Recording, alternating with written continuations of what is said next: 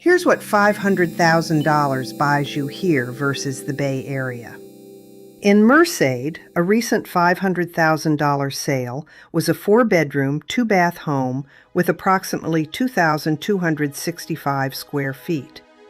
In San Jose, a recent sale near that same budget was a two-bedroom, one-bath condo with approximately 910 square feet.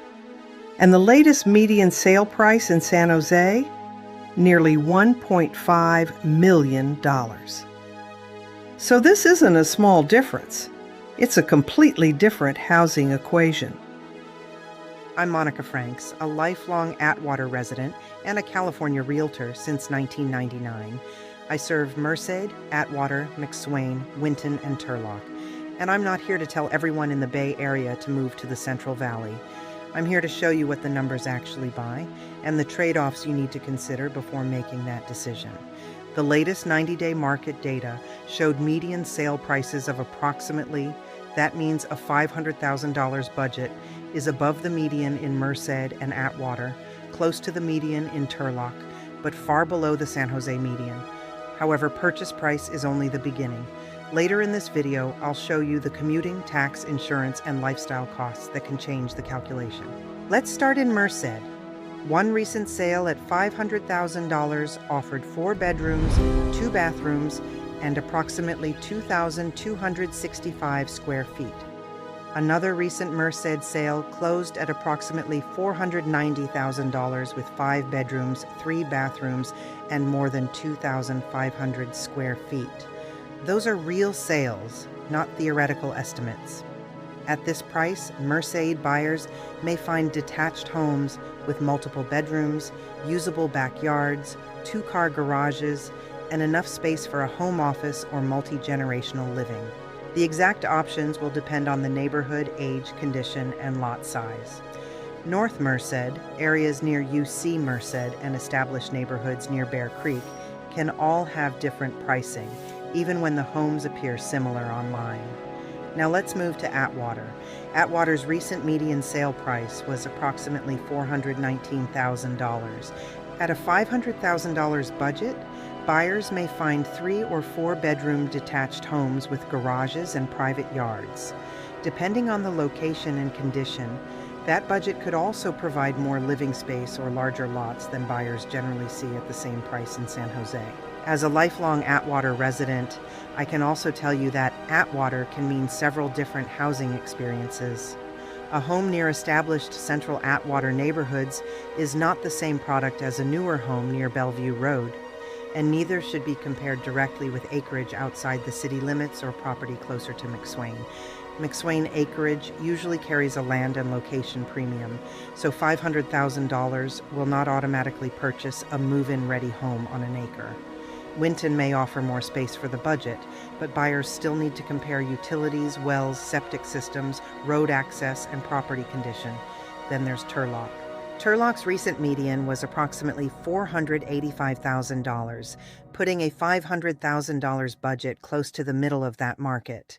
A recent Turlock sale near this range offered three bedrooms, two bathrooms, and approximately 1,929 square feet. Turlock often commands a higher price than Merced or Atwater because of its location, demand, and proximity to Stanislaus State, but the buyer may still receive a detached home with a yard. Here's the important point. $500,000 does not buy exactly the same thing throughout the Central Valley. But in Merced, Atwater, and many surrounding communities, it can still place a buyer in the detached home market. Now let's compare that with San Jose. The latest 90-day median sale price was approximately $1.47 million, with a median price of about $820 per square foot. A recent San Jose condo sold for $475,000. It offered two bedrooms, one bathroom, and approximately 910 square feet. That may be a practical way to enter the San Jose market, but it is a different product from a detached Merced home with more than twice the living space. There may also be an HOA payment, shared walls, common parking rules, and less private outdoor space. Those details vary by development, so they must be reviewed individually. Now consider the $1.5 million side of this comparison. A San Jose home that recently sold for $1.5 million offered 3 bedrooms, 2 bathrooms, and approximately 1,487 square feet. That doesn't mean it was overpriced. Buyers in San Jose are paying for more than the building. They are paying for proximity to major employment centers, access to established communities, limited land supply, climate, transportation options, and the economic opportunities of Silicon Valley. The Bay Area is also not one single market. Oakland's latest median was closer to $900,000, while San Francisco's was considerably higher. Prices can change dramatically from one city or even one neighborhood to another. That's why the honest comparison isn't which house is better. The real comparison is which combination of home, location, employment, and lifestyle is more valuable to your family. A $1.5 million San Jose house is not automatically a luxury property. In that market, it may be a typical detached home. In Merced County, that same price could reach custom homes, larger estates, ranchettes, or distinctive properties that are not available at a $500,000 budget. The difference in purchase price is significant, but don't make this decision based only on the listing price. Here are 5 additional costs to consider. First, commuting. A map may show a manageable distance, but weekday traffic can change the experience considerably.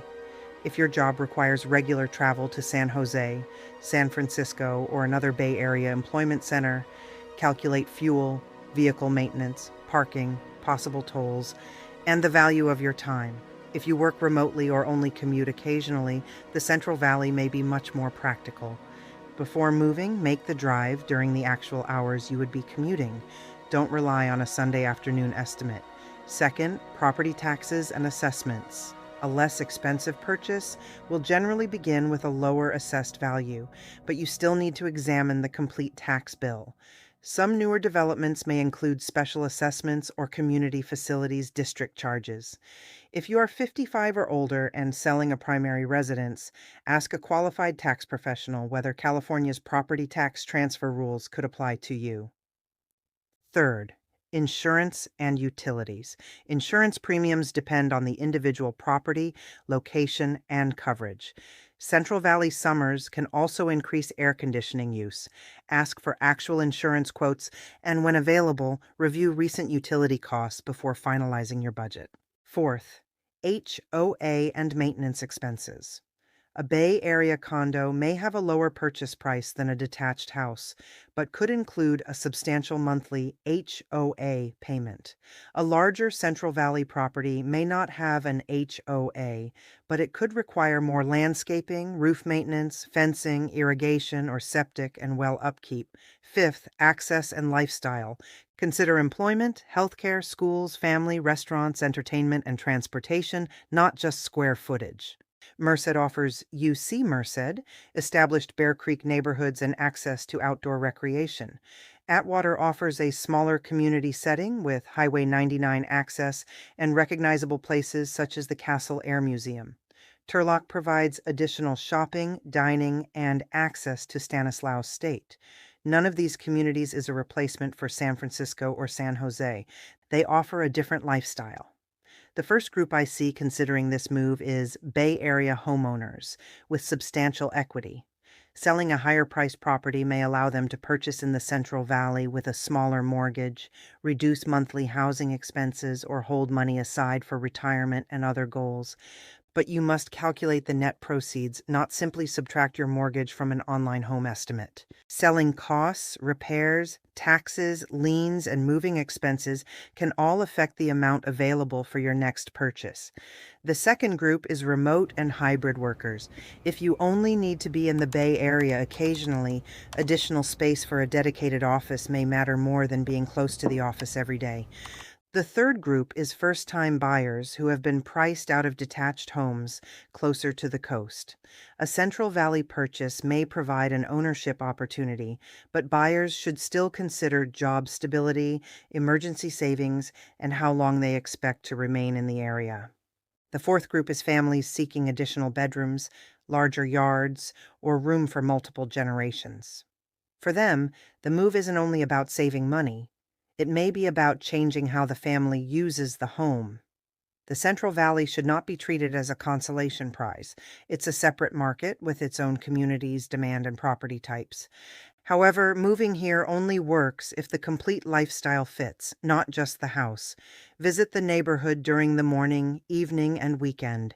Make the commute. Check the school boundaries for the exact address. Test the internet service if you work remotely. Review nearby shopping, healthcare, and activities. You're not only buying square footage, you're buying your daily routine. Here are the 4 steps I recommend before making a decision. First, determine the realistic selling range of your current home and request an estimated seller net sheet. Second, speak with a lender and establish your buying range using the current interest rate, property taxes, insurance, and any HOA or special assessments. Third, compare communities, not just listings. Spend time in Merced, Atwater, McSwain, Winton, and Turlock. Decide whether you want a newer neighborhood, an established area, a larger lot, or rural property.